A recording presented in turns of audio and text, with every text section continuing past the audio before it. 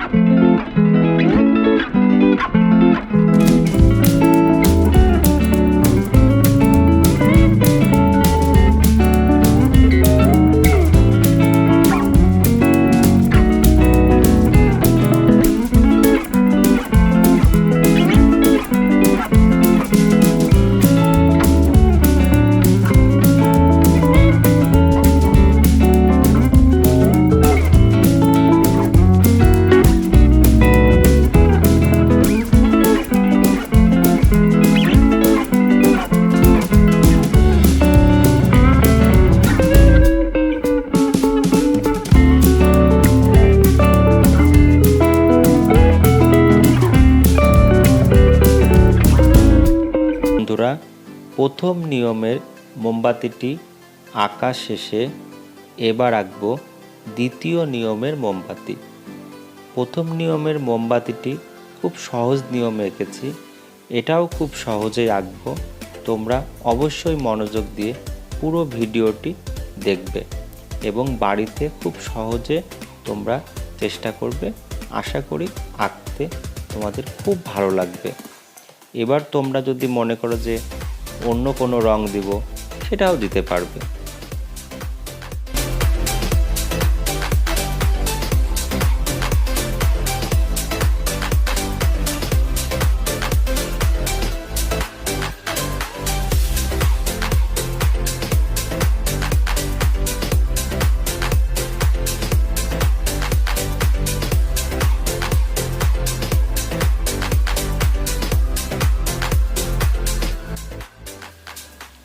দ্বিতীয় নিয়মের মোমবাতি পেন্সিল দিয়ে আঁকা শেষে এবার আমরা সিগনেচার পেন দিয়ে আউটলাইন করব।